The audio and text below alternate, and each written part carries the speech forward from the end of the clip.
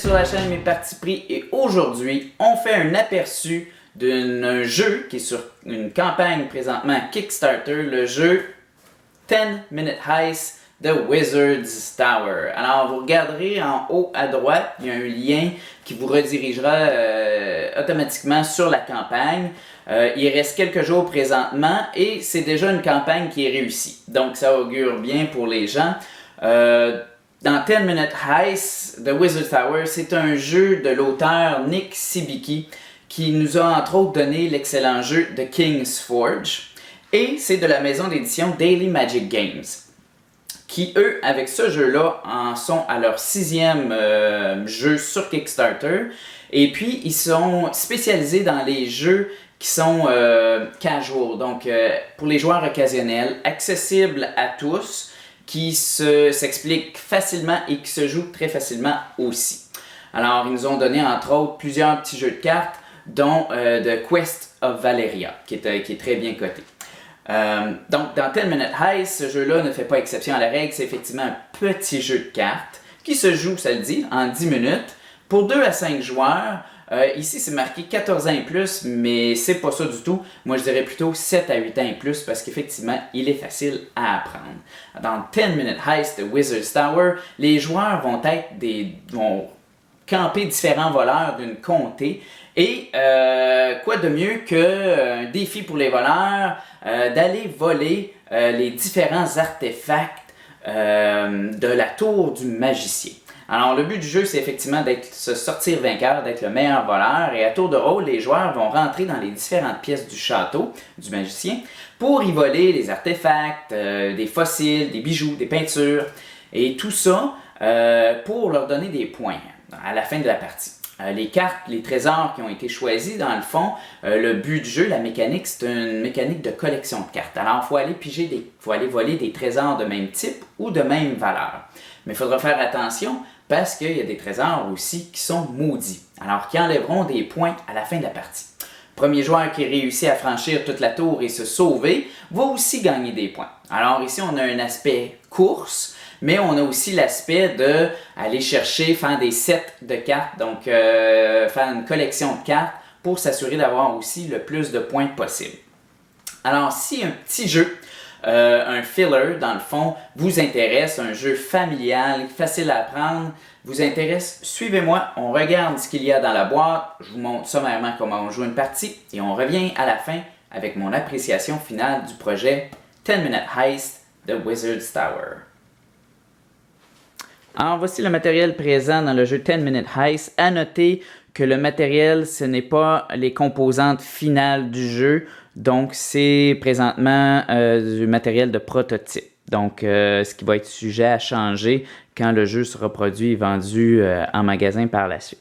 Alors ce qu'on retrouve, on retrouve différentes tuiles qui représentent dans le fond les trésors, les artefacts que les voleurs vont aller chercher durant la partie. Tu as les tuiles effectivement qui sont sombres, tu as les tuiles qui sont éclairées. Et c'est dans ces tuiles-là qu'on va voir les différents types de trésors. Donc ici, si on regarde de façon plus proche, on regarde que les cartes sont identifiées avec le symbole, le type de trésor. On a aussi des jokers, donc des wild, qui vont représenter tous les types de trésors lorsqu'il sera le temps de compter les cartes.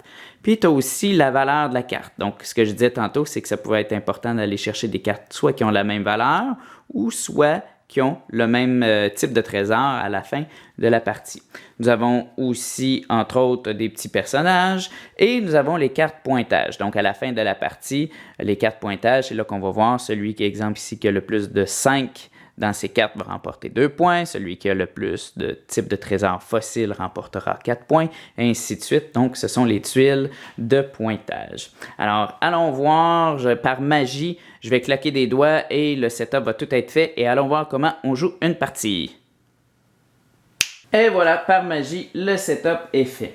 Alors, dans le setup, ce qu'on va faire, c'est qu'on va faire 8 étages à la tour à l'aide des cartes, des tuiles, dans le fond, trésors, dont les 2 premiers étages vont être les étages allumés et tous les autres étages vont être composés de tuiles sombres.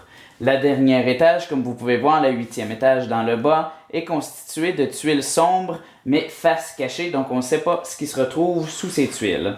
Il va rester des tuiles allumées, donc au début de la partie, chaque joueur va regarder les tuiles allumées et puis va piger déjà en partant une première carte, donc ce qui va leur donner dans le fond peut-être une petite stratégie de départ. Exemple, si je prenais cette carte-là, bon, ben je sais que j'ai déjà systématiquement 5 points de valeur pour les trésors, ce type de trésor. Donc chaque joueur va faire la même chose. Et c'est le temps de commencer. Comme vous pouvez voir à côté ici, on a distribué pour un rappel les tuiles de pointage à la fin de la partie. Nous avons ici le point de départ, donc du 8e étage où les joueurs vont commencer. Et nous avons ici dans le bas le pont sur lequel les joueurs vont pouvoir se sauver à la fin de la partie. Le premier joueur qui se sauve va systématiquement avoir 2 points, alors que le deuxième joueur à se sauver va avoir 1 point. Les autres joueurs qui se sauvent par la suite n'auront pas de points. Alors à tour de rôle, ce qu'il faut faire, c'est très simple, c'est de prendre son joueur et de décider à quel étage il va se déplacer pour aller piger une carte qu'il désire.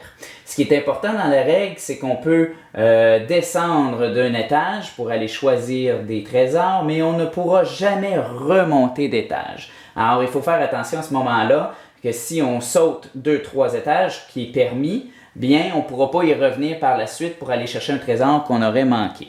Alors, exemple, ce joueur-là décide de rester au premier étage ici. Une fois qu'ils sont à l'étage, bon, ils restent à côté de l'étage et ils peuvent aller à ce moment-là se choisir une tuile de leur choix. Alors, ce joueur-là va aller chercher, exemple, ce trésor, va le mettre dans ses mains. Par la suite, au tour suivant, le joueur d'après, lui, il décide finalement de sauter d'étage, il s'en va au deuxième étage et là, il va aller se choisir, lui aussi, un trésor de son choix qu'il pose dans ses mains. Ainsi de suite, le troisième joueur peut rester sur un étage qui est déjà occupé ou peut aussi, comme je disais tantôt, descendre de plusieurs étages. Exemple, le troisième joueur ici décide d'aller au deuxième étage en même temps que l'autre, peut aller se choisir à ce moment-là un trésor de son choix qu'il met dans sa main. Ce qui est important aussi, c'est qu'au tour suivant, les joueurs peuvent demeurer sur le même étage tant aussi longtemps qu'il y a des cartes. Alors à ce moment-là, on n'est pas obligé de diminuer d'étage à chaque tour. On peut rester là et aller se chercher dans le fond d'autres cartes. Donc le joueur qui est tout seul au premier étage ici, ben, il va rester tout seul au premier étage s'il décidait de rester là. Sauf que comme je disais, en même temps, c'est une course à aller chercher les meilleures cartes possibles pour son jeu. Et aussi d'être le premier peut-être à sortir, ce qui fait des points. Alors, voudra-t-il rester à l'étage pour récupérer le plus de cartes possible ou est-ce qu'il va vouloir descendre davantage pour aller chercher les cartes qui sont plus importantes peut-être pour ce joueur-là ou éventuellement se rendre le plus vite possible pour aller chercher des points à la fin. Alors, ainsi de suite, les tours se déroulent jusqu'à temps qu'effectivement les joueurs décident de sortir par le pont ici. Lorsque les 3 joueurs sont sortis au niveau du pont, alors à ce moment-là, il reste peu de cartes ici en jeu. Les cartes sont dans les mains des joueurs et c'est là qu'on passe à la phase finale de scorer à ce moment-là nos points de victoire. La dernière rangée ici, c'est simple, c'est que quand on est rendu à la dernière étage, en bas, dans le fond, c'est un choix qui est au hasard. Fait que la personne va prendre une carte qui est face cachée, va la regarder et c'est la carte qu'il doit déposer dans ses mains. Alors, il faut faire attention, comme j'ai dit, il y a certaines cartes qui sont particulières, il y a certaines cartes qui sont maudites, donc avec ce symbole-là. Ça ici, ça compte pour 2 symboles maudits. Et il y a aussi un texte. Il y a certaines cartes qui ont des textes. Alors, quand on va piger une carte qui a un texte, à ce moment-là, c'est un effet immédiat. Donc, on regarde la carte et on applique l'effet. Comme ici, cette carte-là dit de prendre immédiatement un tour, prendre le prochain tour. Donc, dans le fond, on a 2 tours. Alors qu'ici, ça dit de discarter, de défausser n'importe quelle carte de notre choix dans la tour.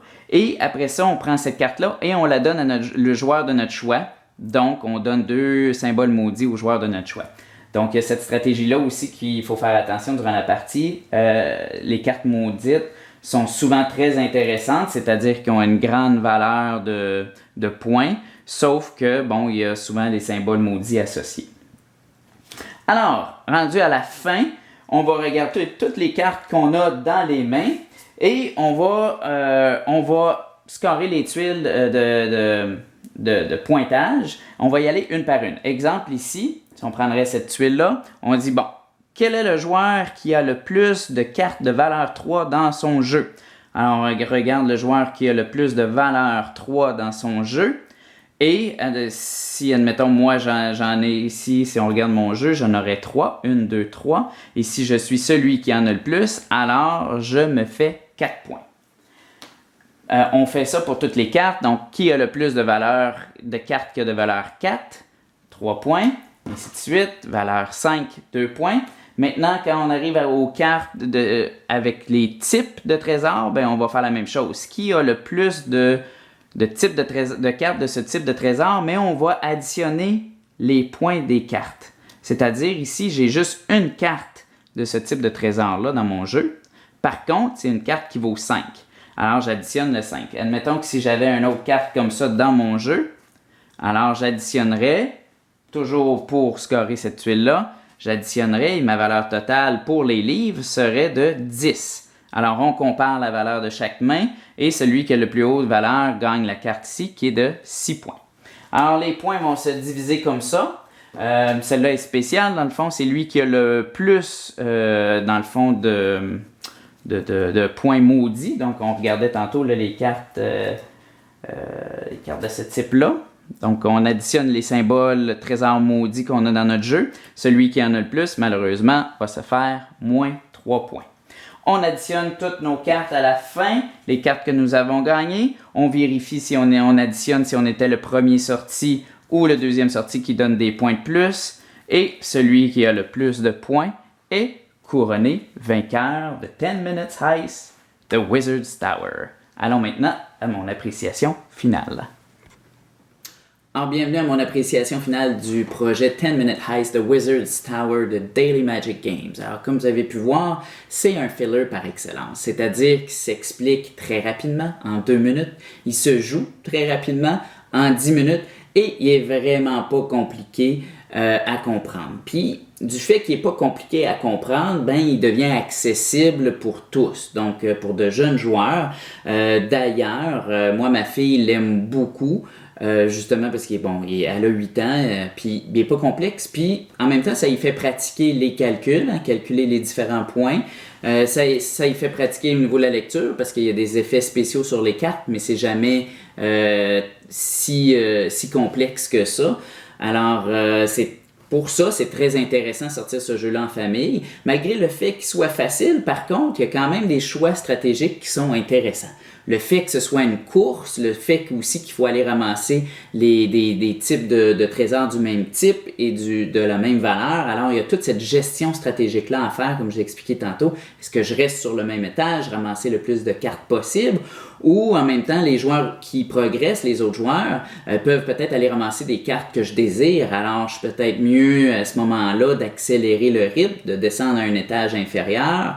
Mais alors, c'est des choix qui sont stratégiques. Il y a des cartes aussi qui sont très fortes avec différentes valeurs, mais aussi, il faut faire attention aux cartes qui sont maudites, qui vont aussi nous faire perdre des points à la fin de la partie. Alors, il y a quand même des choix qui sont stratégiques, qui sont intéressants. Avec Daily Magic Games, ils sont prouvés maintenant sur Kickstarter, donc vous ne serez pas déçus, ils vont livrer la marchandise, il n'y a pas d'inquiétude à avoir avec cette maison d'édition-là, il n'y aura pas d'embûche non plus. Alors, vous avez toujours le lien en haut à droite, jetez un coup d'œil, il reste quelques jours à la campagne, et pour, si je me souviens bien, 16$ à peine, vous allez avoir un bon petit filler. Pour ça, je le recommande, vraiment pour les joueurs qui veulent avoir un jeu accessible pour tous, facile.